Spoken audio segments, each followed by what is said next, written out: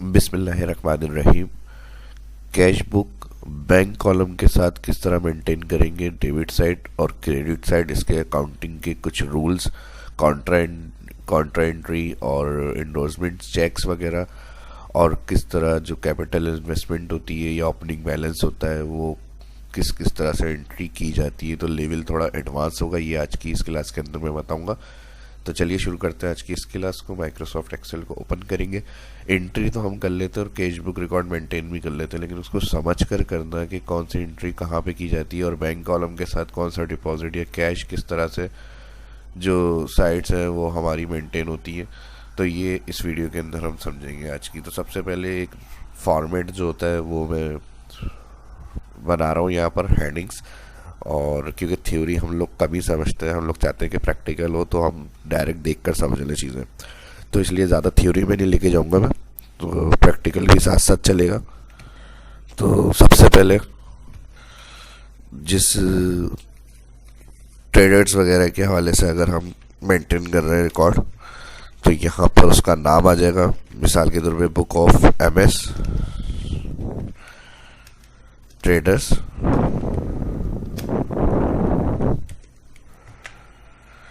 MST traders कर लेते हैं, और उसके साथ आ जाएगी हेडिंग कैश बुक। और नेक्स्ट यहाँ पर सबसे पहले डेट का कॉलम, और ये होगा डेबिट साइड। ठीक है जी, तो यहाँ पर मैं कर रहा हूँ DR, और इसके अंदर डेबिट साइड के जो कॉलम्स आएंगे, डेट हो गई, पर्टिकुलर्स,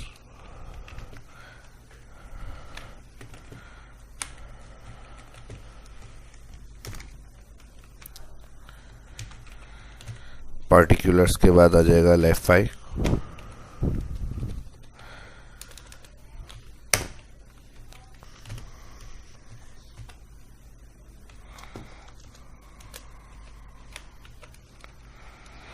और उसके बाद कैश, और नेक्स्ट बैंक।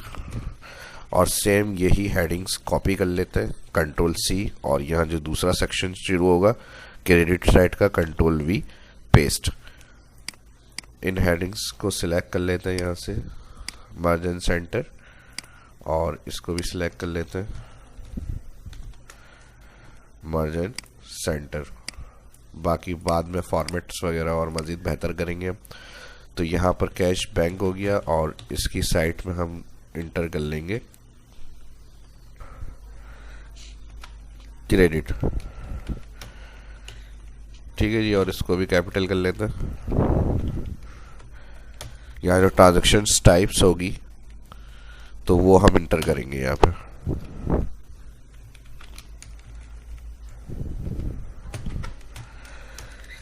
ठीक है जी,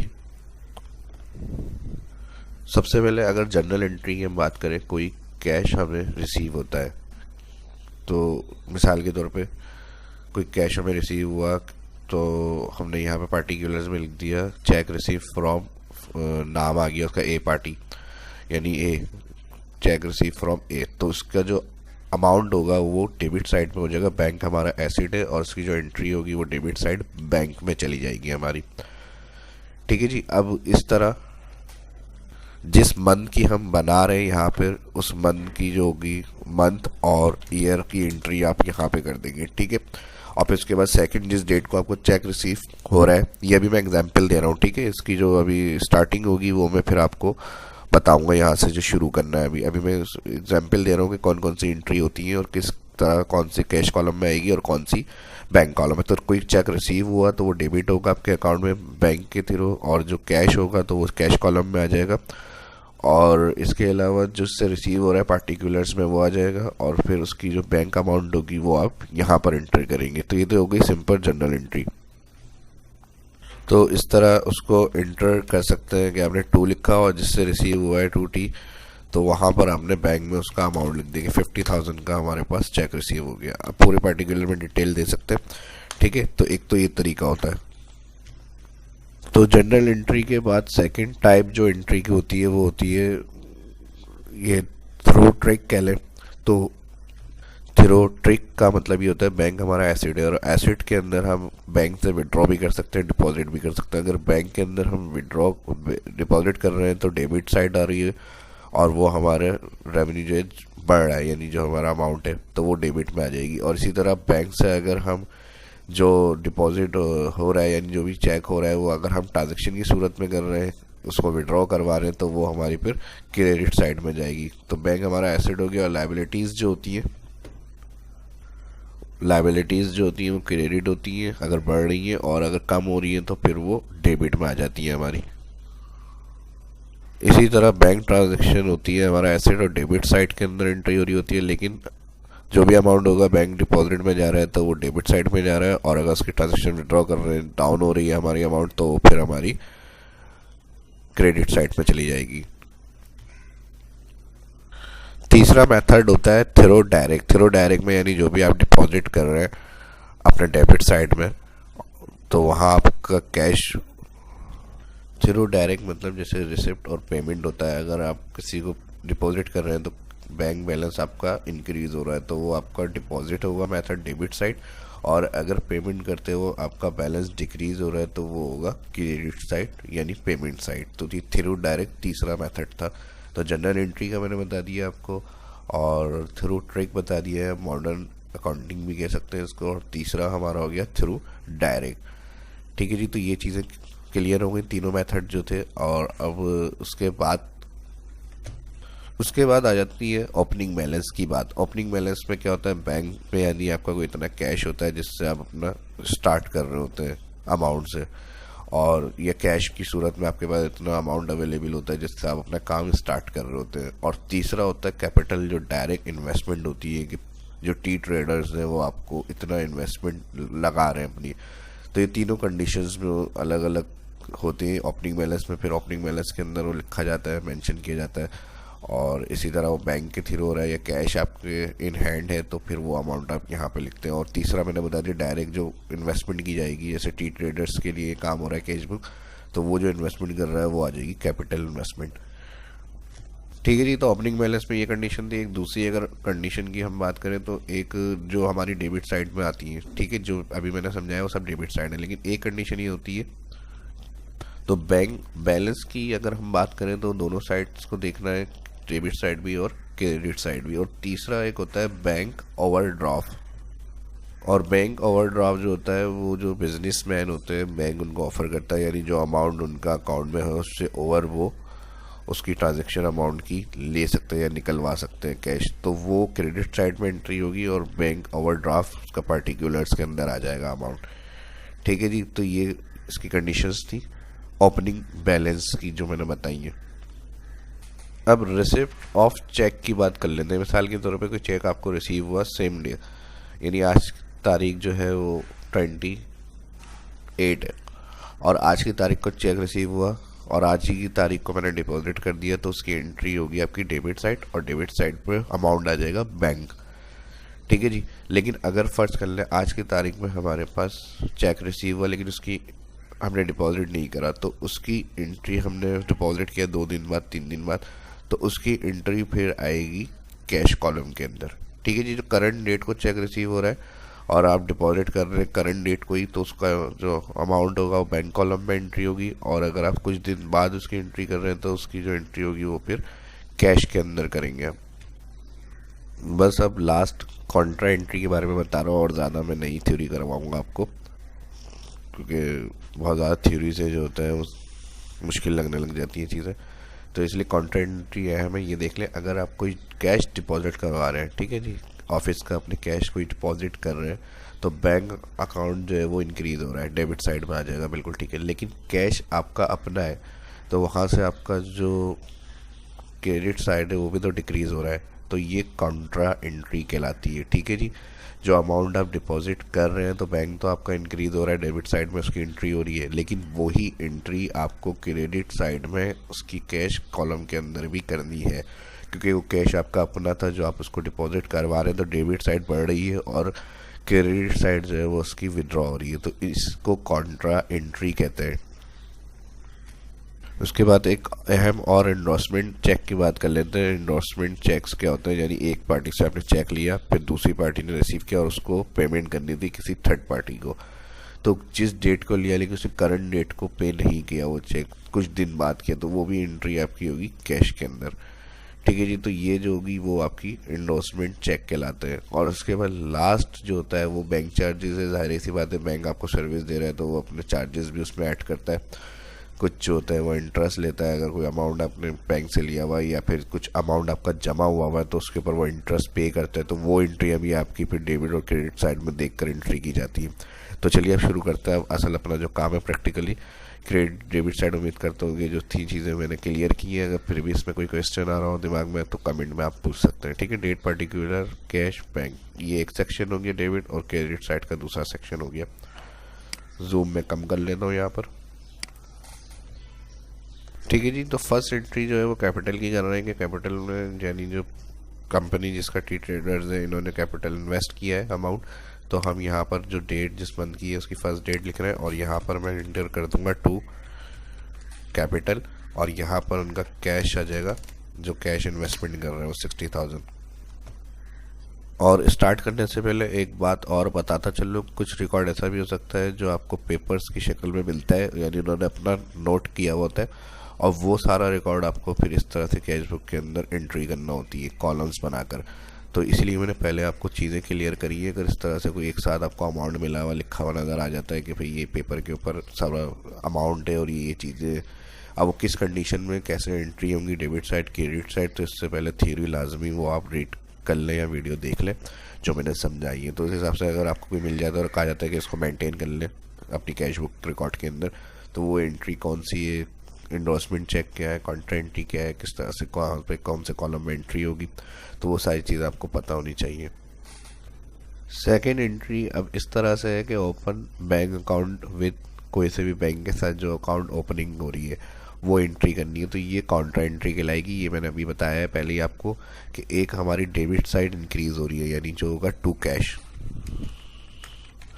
ये हमारी इंक्रीज होगी। ठीक है जी, डेट आ गई और इसका जो स्टेटस होगा कॉन्ट्रा एंट्री का वो इस तरह ब्रैकेट में हम लिख देंगे, क्योंकि मैंने अभी बताया था कॉन्ट्रा एंट्री के लिए जो कैश है वो हमारा ओपन बैलेंस हो रहा है, बैंक बैलेंस यानी बढ़ रहा है, मिसाल के तौर 45,000।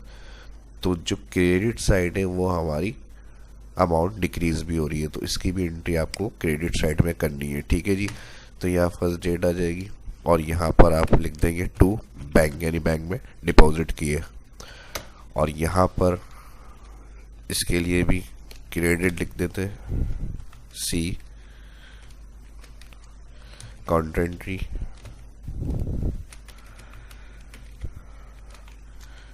ठीक है जी, और यहाँ पर कैश के अंदर इसकी एंट्री हो जाएगी क्रेडिट साइड में। ठीक है जी, बैंक बैलेंस इंक्रीज हुआ लेकिन जो कैश था वो भी तो हमारे पास से गया है ना, तो उसकी एंट्री क्रेडिट साइड पे आपको लाजमी करनी है। ठीक है, कैश में, और बैंक के अंदर हमने उसको ऐड कर दिया अमाउंट को। तो इसलिए जो भी काम करें समझ कर करें। तो थोड़ी सी जो मैंने स्टार्ट में थ्योरी बताई थी वो इसलिए बताई थी कि चीज़ें क्लियर हो और किसी की आपको हेल्प लेने की ज़रूरत नहीं पड़े, खुद ही जो भी आपके पास काम आता है आप खुद रिकॉर्ड को सब मेंटेन करें।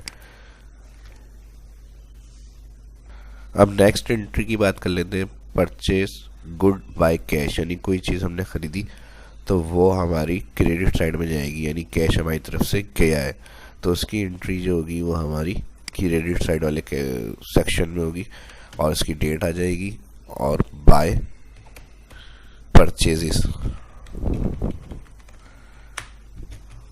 ठीक है, आपकी जो एंट्री है वो इस तरह आप पर्टिकुलर दे देंगे बाय परचेजेस और यहाँ पर कैश में आप अमाउंट एंटर कर देंगे कैश के अंदर, यानी आपने पेमेंट की है तो यहाँ पर आपका कैश जो होगा वो एंटर हो जाएगा क्रेडिट साइड। अब इसी तरह कोई ऑफिस मशीन अगर परचेज करी है तो फिर आप यहाँ पर उसकी एंट्री करेंगे, क्रेडिट साइड पे एंट्री होगी डेट और बाय ऑफिस मशीन, और उसकी जो पेमेंट होगी वो आप कैश में की है तो कैश के अंदर एंटर करेंगे। इसी तरह सारी जो एंट्रियाँ हैं वो आपको मेंटेन करनी है। इसके अंदर जो कैश से रिलेटेड होगी वो कैश में और जो चेक से रिलेटेड होगी वो बैंक में। अब बात आ जाती है sold goods on credit to M receive cheque. अब चेक की अगर बात करें तो वो क्रेडिट में हमने सेल करा है तो उसकी एंट्री कैश बुक के अंदर नहीं होगी, ठीक है जी, क्योंकि ना वो कैश है आपका और ना बैंक है, तो इस तरह की कोई भी एंट्री जो होती है वो कैश बुक के अंदर नहीं होगी जो क्रेडिट के अंदर है आपकी, ठीक है जी। क्योंकि कैश बुक सिर्फ इसलिए बनाई जाती है ताकि बैंक और कैश रिलेटेड ट्रांजैक्शन को हम उसमें रिकॉर्ड कर सकें। सो गुड्स को सेल करने की ट्रांजैक्शन हम रिकॉर्ड नहीं करेंगे। सेकंड ट्रांजैक्शन जिसमें हमें चेक मिल रहा है हम उसको रिकॉर्ड करेंगे। अब चेक हमें मिला लेकिन हमने उस डेट को बैंक में जमा नहीं करा। ये रिकॉर्ड मैंने पहले बताया था कि लिखा हुआ होगा सारा आपका, अगर उसमें है डेट तो फिर वो बैंक कॉलम में एंट्री होगी, और अगर सेम डेट डेबिट साइड, और अगर सेम डेट को चेक मिला लेकिन उस दिन हमने जमा नहीं कराया तो उसकी एंट्री डेबिट साइड में ही होगी लेकिन कैश कॉलम के अंदर। तो उसकी एंट्री किस तरह होगी, यहाँ पर डेबिट साइड के अंदर डेट आ जाएगी और 2M जिससे चेक रिसीव हुआ, और चेक हमें मिला लेकिन हमने सेम डे को जमा नहीं कराया, कुछ दिन बाद जमा कराया, तो इसलिए उसकी एंट्री आ जाएगी कैश में। और अगर सेम डे को चेक जमा हो जाएगा तो फिर वो एंट्री आएगी आपकी बैंक में। तो यहाँ उसकी एंट्री ऐड कर लेते हैं कैश कॉलम के अंदर। अब फिर 18 तारीख को कुछ हमने कैश में सेल किया, तो कैश हमारी रिसीव हो रही है और कैश हमारी एसेट है, तो उसकी एंट्री होगी डेबिट साइड के अंदर।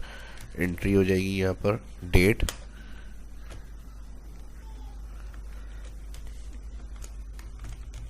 टू सेल्स, और कैश के अंदर एंट्री कर देंगे 10,000। अब 20 तारीख को जो एम से हमें चेक रिसीव हुआ था वो हमें ऐड कराना है बैंक के अंदर, यानी कुछ दिन 15 तारीख को रिसीव हुआ लेकिन हम अब उसको जमा करा रहे हैं 20 तारीख को, तो ये कॉन्ट्रा एंट्री कहलाएगी। और यहाँ पर हम लिख देंगे बाय टू कैश, और बैंक अकाउंट इंक्रीज हो रहा है तो ज़ाहिर बैंक अकाउंट में एंट्री होगी इसकी, कितना है 6,000। तो कॉन्ट्रा एंट्री मैंने बताया था जब कैश आपका बैंक अकाउंट इंक्रीज हो रहा है तो जो कैश था वो भी आपका डिक्रीज हो रहा है, तो उसकी एंट्री आपको क्रेडिट साइड पे भी करनी है, ठीक है जी। और यहाँ पे आ जाएगा बाय बैंक, और यहाँ पर उसका अमाउंट आ जाएगा 6,000, ठीक है जी। और यहाँ पर यही कॉपी पेस्ट कर लेता हूँ कॉन्ट्रा एंट्री के साथ, यहाँ इसका साइन आ जाएगा कॉन्ट्रा एंट्री का, Ctrl+C और Ctrl+V। उसके बाद पेड वेजेस बाय चेक, तो ये हमारा क्रेडिट साइड होगा और बैंक से, क्योंकि चेक है तो बैंक से हमारा जा रहा है अकाउंट से, तो ये इधर एंट्री करेंगे क्रेडिट साइड पे।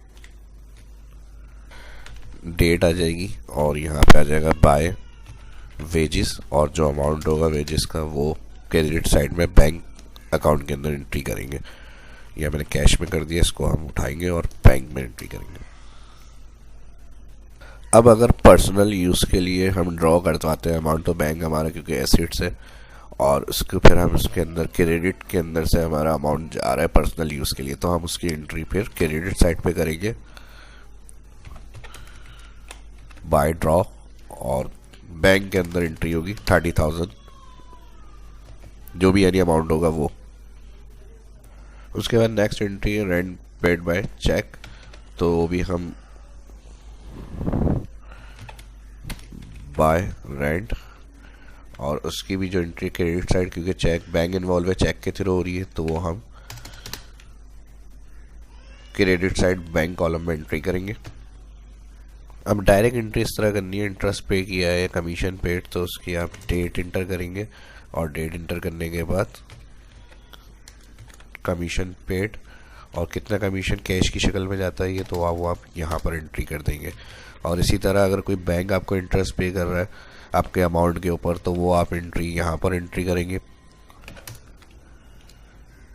तो इसी तरह आपको सब ट्रांजैक्शन का पता लगाना है कि इंक्रीज हो रहा है बैंक अकाउंट या डिक्रीज हो रहा है। अगर इंक्रीज हो रहा है तो डेबिट साइड रिकॉर्ड करना है, और डिक्रीज हो रहा है तो वो आपको क्रेडिट साइड रिकॉर्ड करना है। तो यहाँ पर जो मैं पेमेंट कर रहा था इंटरेस्ट पेड, तो इंटरेस्ट पेड रिसीव हो रहा है या पे हो रहा है, बैंक लेता भी है और चार्जेस कटते भी है। तो अगर रिसीव हो रहा है तो वो डेबिट साइड में आ जाएगा और यहाँ पर आ जाएगा टू इंटरेस्ट, और उसका अमाउंट आ जाएगा बैंक के अंदर। यहाँ जो टू ड्रॉ किया था ये 3000।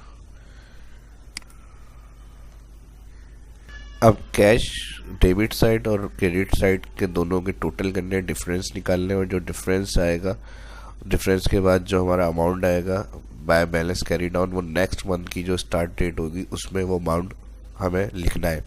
तो सबसे पहले इसका टोटल कर लेंगे। टोटल के लिए हम यहाँ पर हेडिंग कर रहे हैं और इसको सम करेंगे। सम के बाद यहाँ पे जो एंट्री करिए इसको सिलेक्ट कॉलम को करेंगे, डेबिट साइड कैश का, ब्रैकेट क्लोज 76, और सेम इसको मैं सिलेक्ट करके राइट साइड सिलेक्ट कर रहा हूँ, कंट्रोल आर, और यही हमारे पास, इसको मैं कंट्रोल एक्स कर लेता हूँ कट, थोड़ा एक्स्ट्रा स्पेस के बाद पेस्ट कर रहा हूँ, और यहाँ पे हेडिंग्स में दे दूंगा by balance carry down.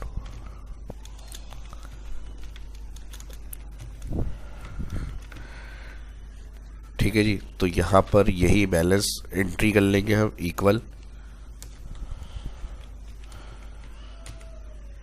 Equal के बाद इस वाले सेल पे क्लिक, एंटर, कंट्रोल आर, और जो यहाँ का टोटल है इसको भी हमें चेक करना है। तो यहाँ के टोटल के लिए इधर मैं लगा रहा हूँ सम, इससे ऊपर वाले सेल में, और ऑल कॉलम सिलेक्ट कर रहा हूँ कैश, एंटर, और इसको मैं राइट साइड फिल करूँगा, कंट्रोल आर।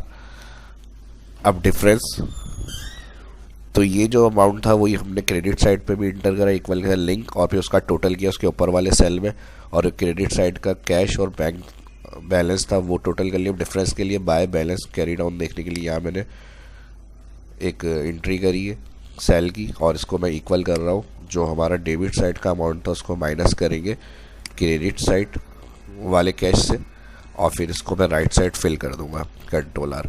तो ये जो दोनों अमाउंट है बाय बैलेंस कैरी डाउन जो हमारा आया है डिफरेंस, ये हमारे नेक्स्ट मंथ जो यानी 30 अप्रैल लास्ट ही मंथ की, अब 1 मई, तो ये उसका हमारा स्टार्टिंग बैलेंस में आ जाएगा अमाउंट। और इसका फॉर्मेट आपको बनाना है, तो यहाँ से उसको सिलेक्ट कर लें, बॉर्डर्स, बोल्ड, सम, सेंटर, अलाइन, थिक्स, इसकी एंट्री बोल्ड,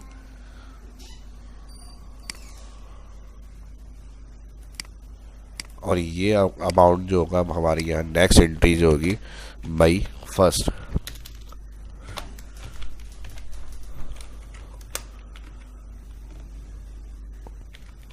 और यहाँ पर एंट्री आ जाएगी टू बैलेंस ड्रॉप डाउन,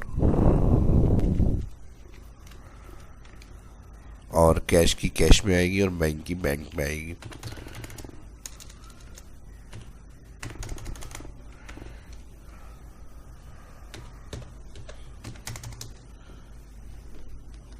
तो ये था हमारा आज का टॉपिक।